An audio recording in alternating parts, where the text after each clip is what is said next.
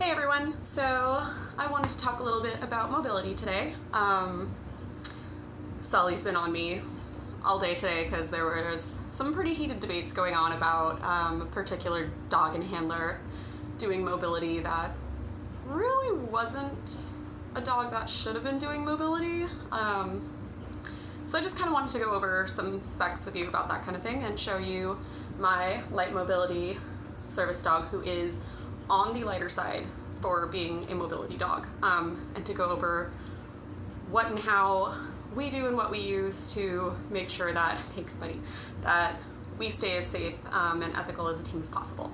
So first thing is first, mobility dogs, they tend to do either light mobility, which is considered guiding, momentum pulling via a pull strap or a guide handle, or counterbalance, which would be an upright, movable, bendable handle, which basically they act as counterweight for you. So you start to lean one way, they start to lean the other, keeps you on your feet. All three of those things are things that Sulley does as a light mobility dog. Heavier mobility dogs do bracing, which is where you would put downward pressure applied to their shoulders, towards their shoulders, to basically act in place of, like, say, a cane. There's a lot of heated debate on whether dogs should be even used for heavy mobility, and that's kind of a subject for another day. I'm really more about, if you're going to do it ethically, do it safely, make sure your dog is cleared to do these kind of things. So the first things first with any mobility, I would make sure that your dog is cleared either by pen hips or OFA, pardon me. Essentially, they're x-rays that are taken of their joints to make sure that everything has closed properly through the growth plates, and that they're not at a huge risk for hip dysplasia, elbow dysplasia, any of that bad stuff that's really going to hurt them even more. And that's going to make them more susceptible to those things because of the work that they're doing. Service dogs are already at risk for a lot of health issues like this and arthritis and things along those lines because we're asking a lot of them. They're laying on hard surfaces, we're asking them to up and down and block, and mobility dogs, that's just going to be even more. So with light mobility dogs, we usually say at the very bare minimum, a dog should be at least 30% the weight and height of the handler. And the height is going to be taken at their withers when they're standing. Sulley is about, I want to say 35% my height, and he's around 33% my weight. He typically fluctuates between 50 and 55 pounds. I tend to fluctuate, here comes my weight, between like 140 and 150. So we work really hard to make sure that our weight stays in that 30% or up ratio because he is on that lighter side. I also do a ton of conditioning work. We work on a balance peanut, kind of like an exercise ball, but shaped like a peanut, which really works a lot of his core muscles, a lot of his balance, good boy, and those sorts of things.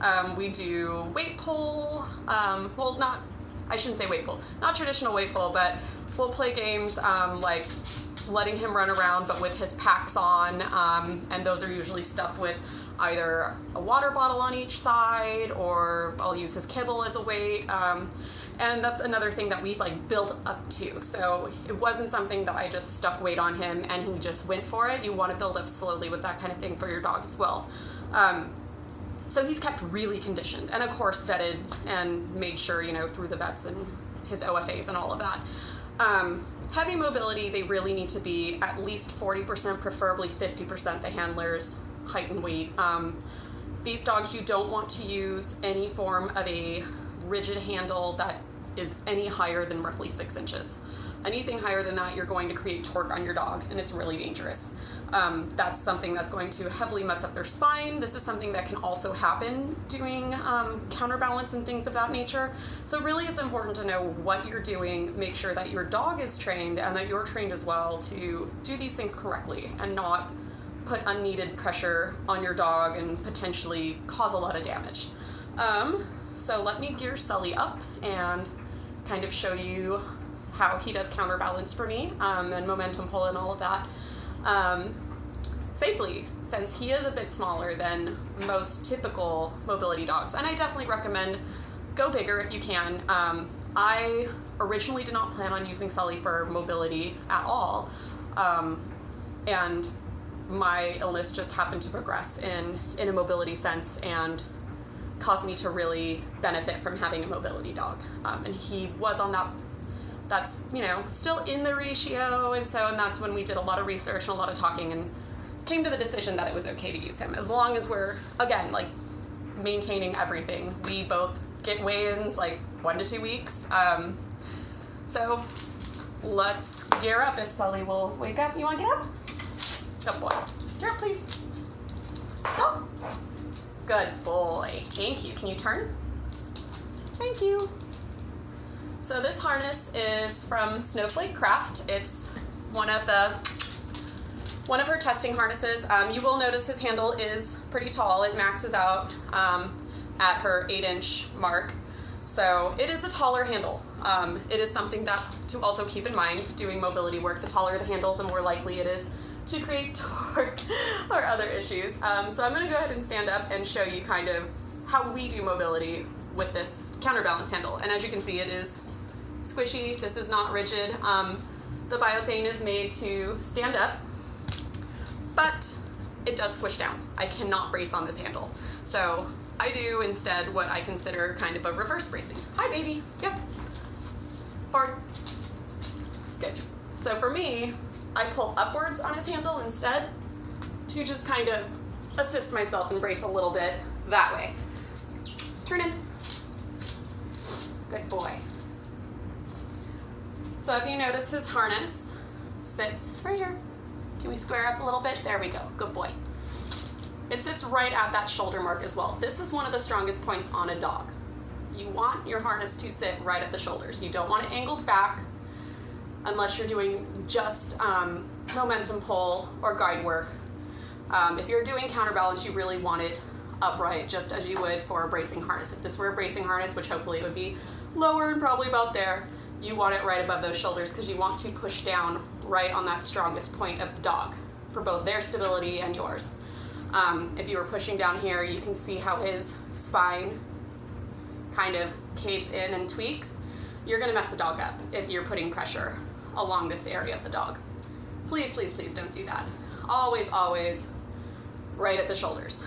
So, for counterbalance, back up, back, back, back. We're going to walk forward. I'm going to pretend like I'm kind of wobbly and falling because I'm actually having a pretty decent day, and we'll get to see how he kind of counters that. Forward, go. Forward. So if you notice, he kind of acts like a rock. He immediately wants to stop his position. We're not going to continue walking if I'm falling over. And he's going to try and, good boy, turn, keep that pace. He's also trying to stop right where my hand is going to catch that handle. Good boy, yes. And kind of watch me to make sure that if I'm starting to fall one way, he can kind of catch me. He'll also lean into me a little bit. Yeah, I know. Close? Yeah. So if I'm a little unstable, I kind of have him there just to give me that sensation of, okay, I'm against something, I'm a little bit more stable. But again, if I'm going to start leaning, I'm going to try to lean away from him and grab that handle and pull up. And he's going to act as a rock and counter that movement to make sure that I don't fall over. So that's essentially counterbalance. Let's get our, hey, you're being a good boy, I know. I'm actually okay, my love. Good, let me grab his guide handle attachment. So we actually switched over to a guide handle versus a pull strap because I get better feedback this way, and he really does do a lot of guide work with his momentum pulling. So that's been very beneficial. So this is the guide attachment for his Snowflake Craft harness. It clips in at the shoulders. Very important if you actually want the feedback from a guide handle to have it attached at the shoulders, because that's where the movement is going to come from the dog as well. So I feel when he turns because it's attached here. If it was attached to the back, I wouldn't feel his front end moving. So very, very important to make sure that these are actually attached at the shoulders towards the front of the dog if you want that feedback. If you're just doing momentum pulling, it doesn't matter all that much. But if someone is telling you you're going to get better feedback from a rigid guide handle, and they want you to attach it to the D-rings at the back of your harness, you're not going to get the feedback you're looking for. It has to be attached to the shoulder of the dog. Hi, baby. Yep, you're a good boy. Oh my goodness. Back, back, back. Back, back, back, back. Back, back, back. Good. Okay, forward. Good. So as you can see, it's a little bit, I stand a little bit further back with this. The whole point is for him to provide me with forward momentum, which helps with my fatigue. It helps for my legs when they're having a really bad pain day, going uphill, things like that. It just kind of keeps me moving. And then as far as guide goes, if I'm dissociating, if I'm in the middle of an anxiety attack, something like that, I can feel a lot better with the rigidity of a guide handle where he's going to get me somewhere safe. So there's a lot less tripping over him, which we both appreciate. Forward. Nope, that's back. I know, I keep asking you to back up. Can you forward, please? Good boy. Turn. Turn. Good. Forward. Let's go to the kitchen. Good boy. Turn. Good boy. Forward. It's like, why are we pacing around the room, Mom? This is weird.